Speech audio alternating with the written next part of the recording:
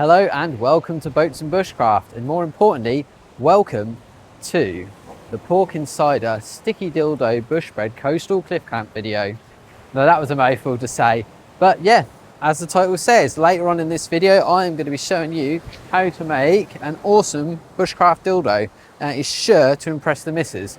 So make sure you stick around to see that. So I've stashed my bag, been to the toilet, and now I'm just going to go find the spot, make sure it's all clear, and if so, we'll get it set up. Anyway, stick around, hope you enjoy the video.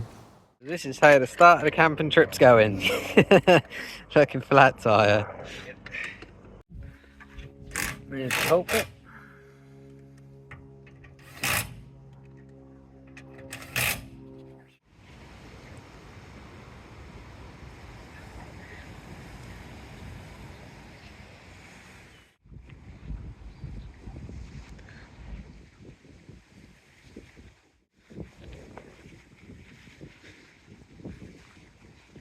Right, well, we've made it to the spot. Let me just quickly change the camera so you can see what the view is behind me.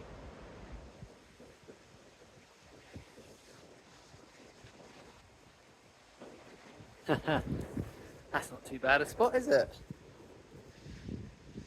Now it's just back. Go get all the kit that I stashed earlier, get over here, get the hammock up and get tea on. So I'm knackered. I've got my jumper on backwards trying to keep the ticks off here when I'm going through the long ferns. But yeah, backpack's not too, I'm knackered by the way, the backpack's not too bad. It's the cooking stuff with all the cider and water in it, weigh a ton. Let me spin you around, have a look at this view. Yeah, I can't complain at that. I've made it to the spot, I've got the bag here. I'm not gonna lie, it's a lot windier than I thought it was gonna be tonight. And we're on the cliffs, and annoyingly enough, the wind direction is coming directly towards us, so we might get a bit shaken up tonight. Anyway, let's head down to the spot. Gives me that beautiful view out there, but with the beautiful view comes the wind. So the wind is going to be blowing straight at us. So the plan is we're going to stick the DD tarp across. Rather than doing it rectangular, we're going to do it point to point, which will then give me a nice low bit, which hopefully I can tie down to that tree there if the wind gets too much, and it'll also give us a bit of shelter at the back there as well. So it is meant to rain tonight, we're under trees, and let's just get it set up and see how it goes.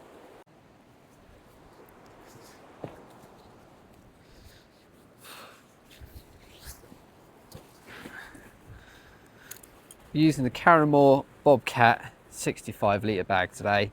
It's complete overkill. I had everything in a 25 litre with my small tarps, but I decided small tarps wasn't going to be enough for this, so I switched to the DD hammocks tarp 3x3, which unfortunately takes up a lot more space in my bag. DD hammocks 3x3 tarp and a hammock. Let's get it set up. If you've seen my bangers and mash video, then you'll already know this setup, and if you haven't seen the video, go have a look. It's where I first come up, test out the hammock at this spot and see what it's like. Cheap, cheerful, digital camo hammock. Only cost me £10 quite a while ago on eBay, but I have looked recently, they do still sell them for a tenner. So definitely a cheap way of getting into the hobby. Yeah, it's really windy at the minute. A lot windier than I would have liked, to be honest, but beggars can't be choosers.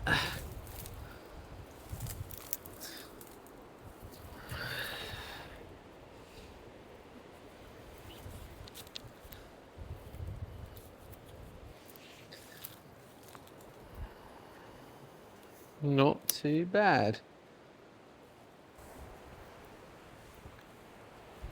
What I might have to do, actually, I might have to get this end up higher and my feet down lower, but I've got a nice bit of ground there, so I can put my bottle of cider there and sip it.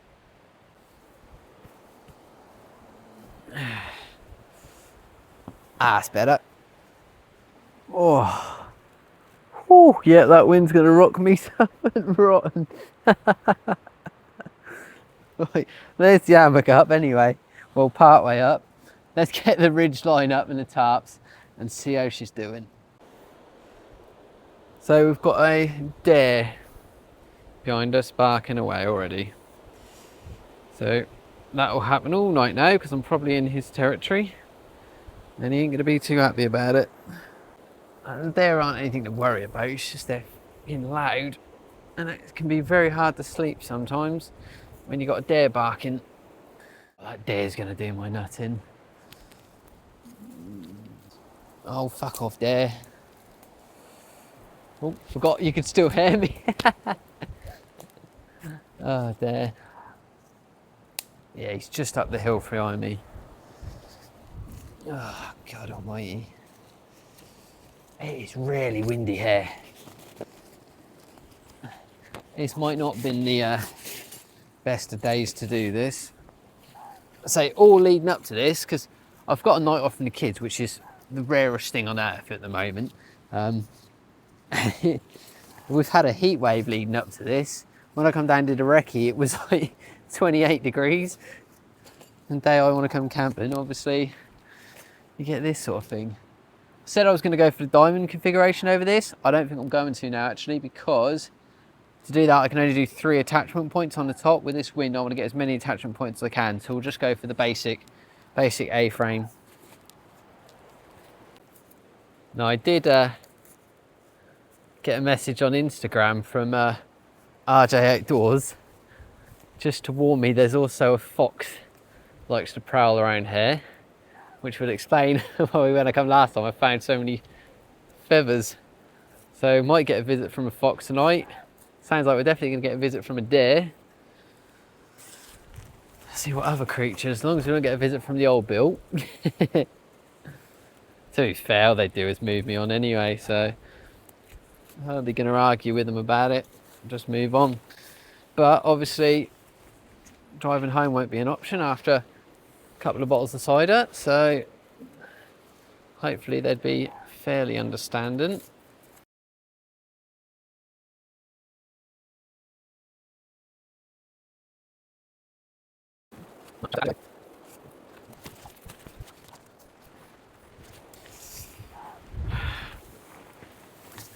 You know what? This breaks my heart to say. We can't camp here. That wind, I can't even get the tarps up. That wind's way too much. I'm gonna have to change spots, find a bit more sheltered, and just do it from there. I'm going to falling off that, and it's a massive drop from there. I'm not rolling off a cliff. I'm not risking it. Just so frustrating. It's not worth the risk. It's just not. It's not worth putting your life at risk or yourself at risk of injury. I'm not easily accessible here. No one knows my location where I am. I have no phone signal here either. I'm not going to risk rolling off there. So let me quickly extend this stick and just show you how far the drop is from here, just so you get an idea. Yeah, I want to make the most of my night. I don't want to be worrying about blowing away or branches. Here's another backup spot, but these branches, half of them are rotted out. I don't want to risk a freaking branch come down on my head. If it wasn't for this mic, you probably wouldn't even be able to hear me at all. Yeah, I'm just going to record without the mic for a sec to give you an idea of what the sound like. So anyway, plan of action is we're going to get back to the car and we're going to shoot over to Brundle to the boat. I'll just have a freaking night on the boat because I promised you all a beautiful dildo. And I think you guys are going to love it. We're going to go to the boat and we're going to carry on from there. So next time you see me, we should hopefully be on the boat. If the magic of YouTube works, come on, work, take us to the boat. Bloody hell, it worked. Rare.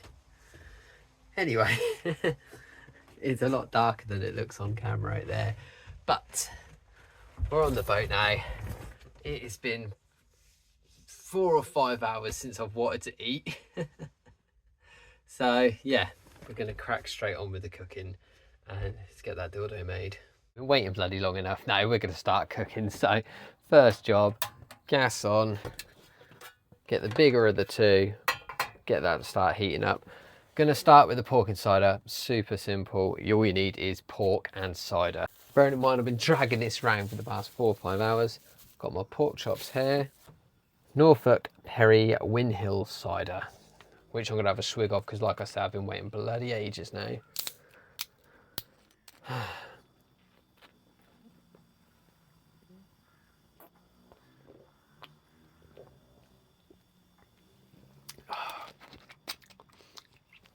Bloody delicious. Let's get some oil in here.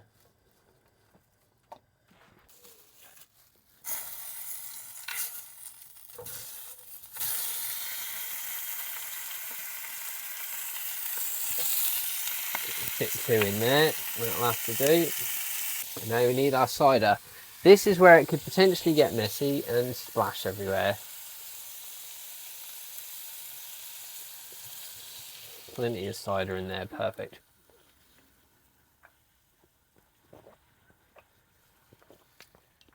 Oh, that's better.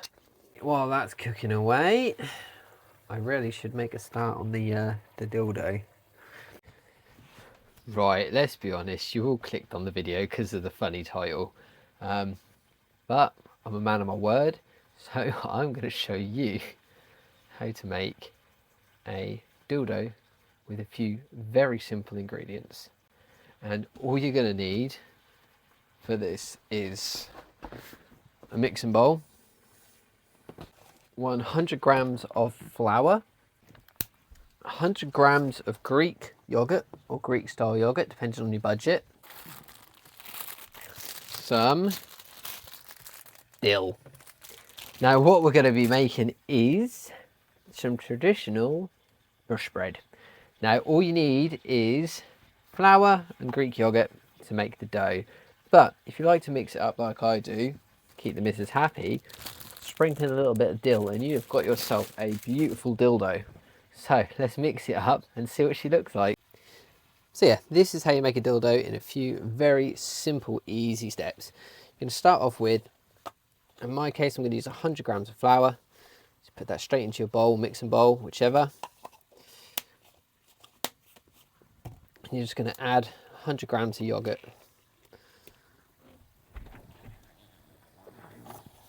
Put that in the bowl as well. Make sure she all goes in like that.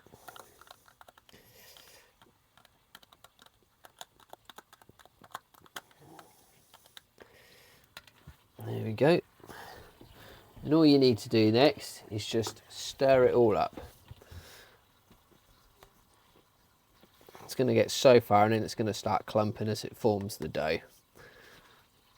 Because I'm on the boat, I'm trying to not get flour absolutely everywhere. So we've already made a mess now, so we might as well just get our hands stuck straight in. It's going to stick to your hands. That is just a given. So get your hands in there, mix it all in. Like I said, I've joked about it's something for the missus to impress her, but it's just such a simple little recipe. You're going to get a little bit of flour. I brought some extra just in case. Like I said, this is where it's going to get messy because I need to sprinkle a bit of that on my board there, like so. Seal that up. Spread the flour out a little bit and put your dough on there. Start pressing down, fold it, press it down, fold it, press it down. So that's all we're doing, folding, pressing down. There we go.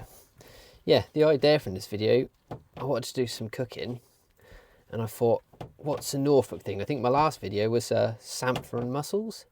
I was thinking, what's more Norfolk than that? And I thought, first thing I think of when I think of Norfolk would be something in bread. So I was thinking, oh, I'll make a nice sandwich or something. And then I remembered about bush bread. Depending on you or your missus' taste, will depend on how thick you want it or how long you want it. So you're going to take your dill, you're going to chop it up fairly fine. Ideally, I'd want to use my actual knife, but again, I left that up in the car in my bag. So instead, we're just going to use this butter knife. You're going to want to take your dill, sprinkle it along the top there, and just press that in again. So we're going to repeat the process. We're going to fold, press, fold it onto the dill. Make sure we've got it all. There you go. See, it's on there. So press, fold, press, fold. So that's all mixed in. Again, roll it out.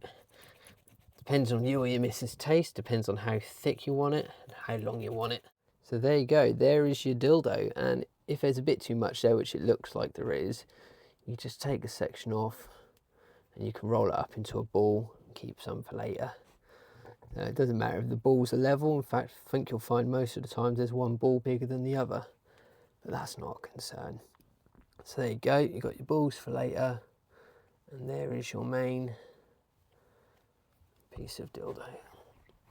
Roll it out. There you go, Boats and Bushcraft dildo. Right, let's get it cooked up. Now to cook the dildo, all you need to do, turn on some gas. Yep. Once again, a little bit of oil in there. Actually, you're better off putting the oil on the dill dough itself. So you're going to want to flatten out as much as possible because we want to get it to the size of the pan.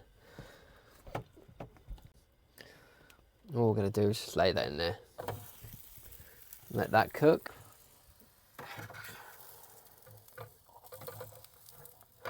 Please don't be burnt. A little bit burnt.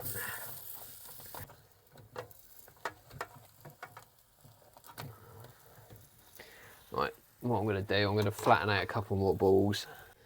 So plenty of oil. Nice and thin.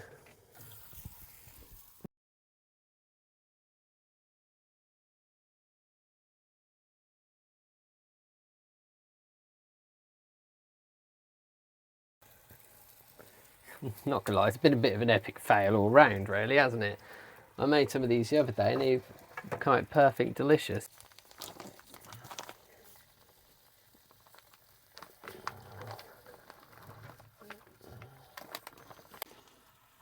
At least the dildo bread looks all right, look.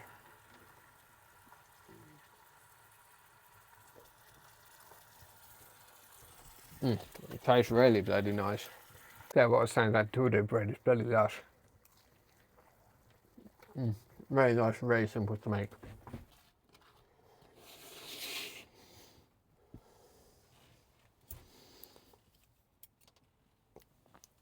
There you go, that doesn't look too bad, does it?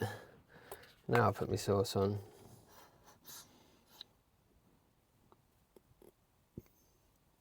Pumpkin cider, sticky rice, dill, dough, bush bread. So yeah, it wasn't clickbait, it is actually a pork and cider sticky dildo bush bread. The coastal cliff camp failed. The cooking kind of failed. Everything went to shit. Flat tire, given up. Anyway, I'm gonna eat my tea and stick the telly on and just relax and get drunk now. But anyway, thanks for watching. I know it was a bit of a balls up, but you can't control these things. Just try to stay positive about it. Anyway, catch you all on the next one. Ciao for now. It might not look like much, but it's actually really tasty. So it's worth staying positive about it. Definitely should have mentioned, in case you didn't spot it in the video, before I did any cooking on the boat, I opened all the windows. I had the back section completely open. I had the roof hatch open. I've also got smoke alarms and I've also got a carbon monoxide alarm as well. So I did everything I could to make sure cooking was as safe as possible on here, just in case anyone was worried. I brought the OEX Drift 1000 with me. This thing is the thinnest bag I think known to man. It's perfect for on the boat, but in a hammock I would have been absolutely freezing with that. Good morning all. So last night didn't exactly go to plan, but I think we recovered it pretty well. If you did stick around, like I said, I know the video kind of went wrong, but we recovered it well, so had a good night. I shall hopefully see you all in the next one, where fingers crossed I'll actually plan the next one. And then hopefully it won't go wrong. Anyway, thanks for watching. Ciao for now. There you go, considering I was going to mash up a flapjack and put it in boiling water for breakfast, I'd say this is a better deal.